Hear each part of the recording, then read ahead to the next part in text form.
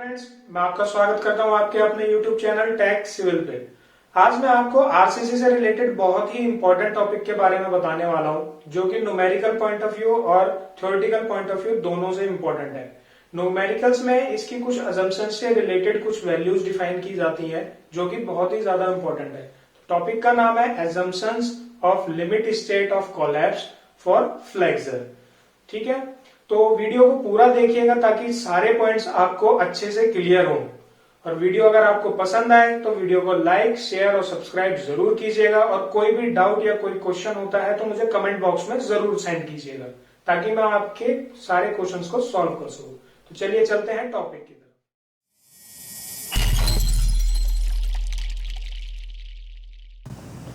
चलिए फ्रेंड्स, तो हमारा टॉपिक है assumptions in limit state of collapse in flexure. इसमें हमारा फर्स्ट पॉइंट है plane section before bending remains plane even after the bending. ठीक है, तो इसमें क्या कहना चाहता है ये, इसमें बता रहा है कि जो प्लेन सेक्शन है वो जैसे बेंडिंग से पहले जैसे प्लेन है वो, तो बेंडिंग के बाद भी वो जो है प्लेन ही रहेगा। ठीक है, उसका जो सेक्शन है, जैसे कि ये मान लीजिए ये बीम है। ठीक है, ये बेंडिंग होने से पहले की कंडीशन है, जो फर्स्ट ऊपर जो नजर आ रहा है आपको डायग्राम में। नीचे जो आपको ये सेकंड जो नजर आ रहा है, इसमें हमने लोड अप्लाइड किया है।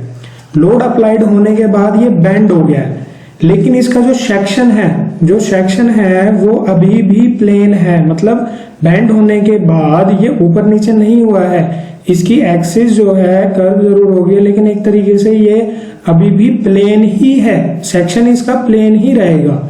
यानी कि फर्स्ट पॉइंट ये है, अप्लाइड लोड होने से पहले, लोड बीम के ऊपर डालने से पहले जैसे उसके सेक्शन प्लेन होता है, तो लोड पड़ने के बाद भी उसका सेक्शन प्लेन ही रहता है। ठीक है, तो ये थी फर्स्ट अजम्पशन। आइए सेकंड अजम्पशन की तरफ चलते हैं। इसमें क्या दिया हुआ, सेकंड में दे रखा है the maximum strain in concrete at the outer most compression fibre is taken as 0.0035 in bending. मान लीजिए जैसे ये ऊपर वाला डायग्राम कंसिडर करते हैं जैसे हम, तो ये जो अपर सरफेस दिखाई दे रहा है आपको बीम का, ये कंप्रेशन जोन होता है। ठीक है, आप सभी को पता है। तो उसमें क्या होगा, जैसे हम लोड जब हम उसके ऊपर डालेंगे बीम के ऊपर, तो उसमें स्ट्रेस और स्ट्रेन दोनों चीज डेवलप होगी। यानी कि वो अपनी तरफ से फोर्स लगाएगा उसको रेजिस्ट करने के लिए, जैसे हम स्ट्रेस कहेंगे। और जब अप्लाइड लोड उसके स्ट्रेस से ज्यादा हो जाएगा तो उसमें स्ट्रेन डेवलप होती है, जिसे हम चेंज इन लेंथ बोलते हैं। तो अपर जो जोन है कंप्रेशन जोन, उसमें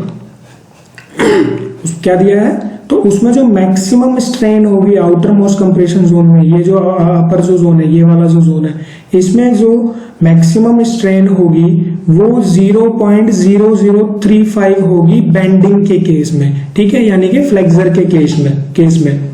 ठीक है फ्रेंड्स, बहुत इंपॉर्टेंट पॉइंट है friends, numerical point of view से बहुत ही ज्यादा इंपॉर्टेंट है। और कभी कभार तो थ्योरेटिकल ज्यादा डायरेक्ट इसकी वैल्यू ही पूछ ली जाती है कि आउटर मोस्ट कंप्रेशन फाइबर में मैक्सिमम स्ट्रेन की वैल्यू क्या होगी।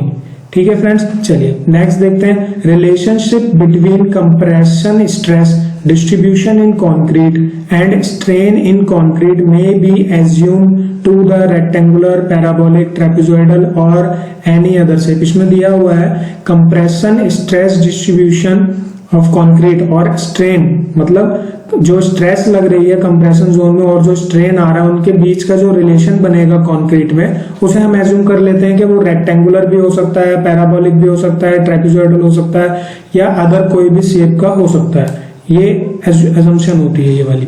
ठीक है, नेक्स्ट पॉइंट देखते हैं, design compressive stress in concrete में बी टेकन एज 0.45 FCK।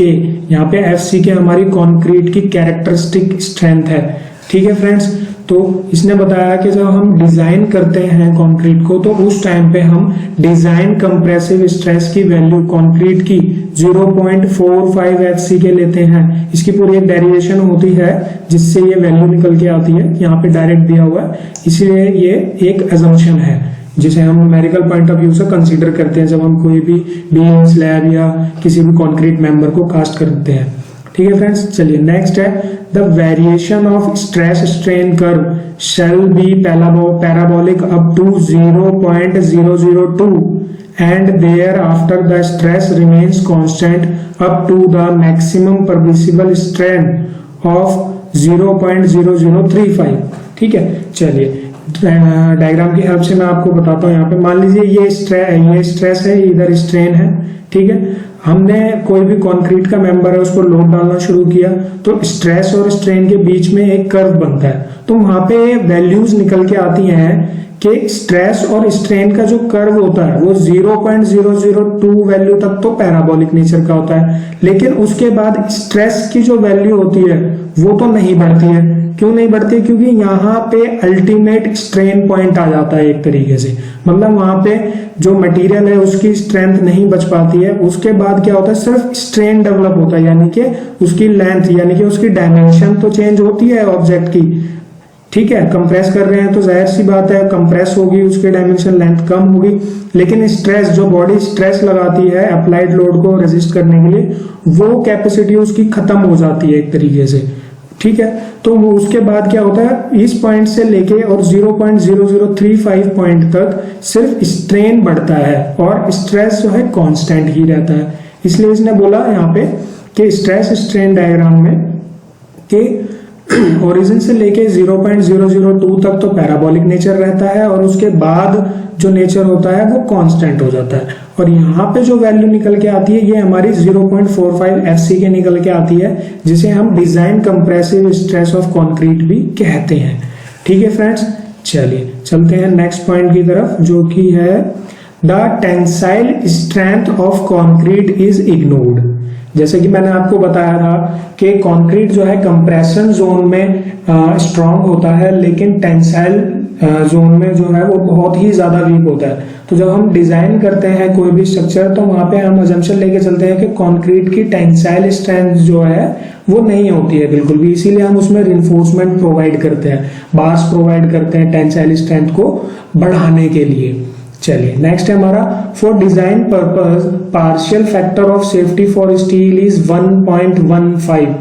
ठीक है, जैसे कि कोई भी हम स्ट्रक्चर डिजाइन कर रहे हैं तो उसमें हम कुछ फैक्टर ऑफ सेफ्टी को कंसीडर करते हैं। न्यूमेरिकल एक वैल्यू होती है फैक्टर ऑफ सेफ्टी, जो कि डेरिवेशंस करके या निकाली जाती हैं। ये बाकी ये जो हमारा इंडियन स्टैंडर्ड कोड दिया हुआ है उसके अंदर ये सारी वैल्यूज पहले से ही निकाल के गिवन दी गई हैं कि स्टील के लिए क्या लेना है, कंक्रीट के लिए क्या लेना है, और WSM और LSM में दोनों में डिफरेंट वैल्यूज हम लेते हैं, कंक्रीट के लिए भी और स्टील के लिए भी। ठीक है, और क्या बोलता है ये बोलता है कि and the stress in steel are derived from stress strain curve.